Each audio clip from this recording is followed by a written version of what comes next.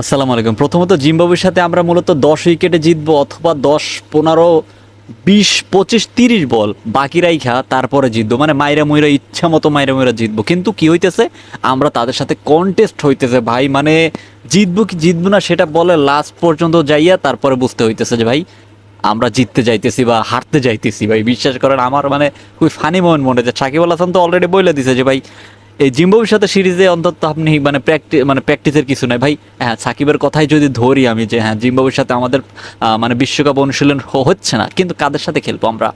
কাদের সাথে আমরা জিম্বাবুয়ের সাথেই ভালো মতো মানে টক্কর দিয়া খেলতে পারতেছি না, তো আমরা কাদের সাথে খেলবো? সো একজনের পারফরমেন্স, লিটন দাস বলেন, লিটন দাসের পারফরমেন্স তো খারাপ, সবসময় খারাপ হয়ে আসতেছে, বাট একজনের পারফরমেন্স যে কতটা খারাপ হইতেছে কেউ কি খবর রাখে? সেটি হচ্ছে আমাদের লর্ড নাজমুল হাসান সাদ্দ। তারে ক্যাপ্টেন্সি দিয়া মানে তারে মাথায় তুলে রাখছে যে ভাই তুমি তোমার মতো করো, ইচ্ছা মতো করো, তোমার যা মন চায় তাই করো, তাতে কোনো সমস্যা নাই। এবং মানে আমি মানে নিজের মাথায় নিজে বাড়ি দিতেছি, এরকম একটা বোর্ডের এখন বর্তমানে অবস্থা। ওর ক্যাপ্টেন্সি দিয়া ওর পারফরমেন্স তো গেছে গেছে, মানে পুরো একটা অবস্থা খারাপ। শান্ত হচ্ছে ভাই টি-20 স্পেশালিস্ট ব্যাটসম্যান না। শান্তর জায়গায় আমি অন্য কাউকে প্রিফার করি সব সময়, কারণ শান্ত হচ্ছে বাবর আজম কোয়ালিটি ব্যাটসম্যান। তো তিনি স্ট্রাইক রোটেট করে খেলতে পছন্দ করবেন, এবং দেখা গেছে উনি 50 করবেন ঠিক আছে, কিন্তু 40 বা 45 বলে 50 করবেন, যেমন বাবর আজম করে। সো সেই কোয়ালিটির বাবর আজম, রিজওয়ান ওই ধরনের ক্যাটাগরির ব্যাটসম্যান। কিন্তু আমি ওদেরকে কেন বলতেছি, স্ট্রাইক রেটের ক্ষেত্রে বলতেছি। ওর বাবর আজমের মতো যে ও হয়ে গেছে তাও বলবো না, ও কিন্তু ওইরকম রানও পায় না। বাবর আজমরা তো মনে করেন রান কইরা দেয়, প্রথম 40 বলে 50 করলেও পরে 60 বলে 80 রান কইরা দিয়ে যায়। পরের বার মানে শান্ত তো আর ওইরকম না, পরে প্রথম থেকে যেভাবে খেলে পরে আপনার টিমটারে ডুবাইয়া যায় একদম পুরা। যে তার জেলাও হেই কদু হেই অবস্থা পুরো।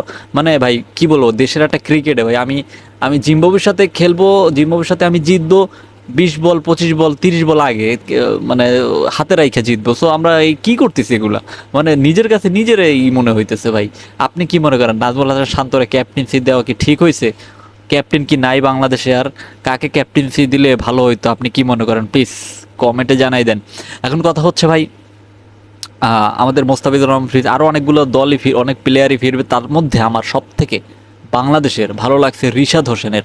আপনি এক জিনিস খেয়াল করবেন, লেগ স্পিনাররা কিন্তু মার খাবে ভাই, বিশ্বাস করেন। ওরা কিন্তু মার খাওয়ার জন্য আসতেছে, কিন্তু এমন এমন উইকেটগুলো নিবে বিশ্বাস করেন, ওগুলো ভাবতে পারবেন না। যেমন আজকে সেকেন্দার রাজার উইকেটটা নিছে ভাই, বিশ্বাস করেন। এই জন্য রিশাদ হোসেনের ভালো লাগে। Rishad Hossain x factor.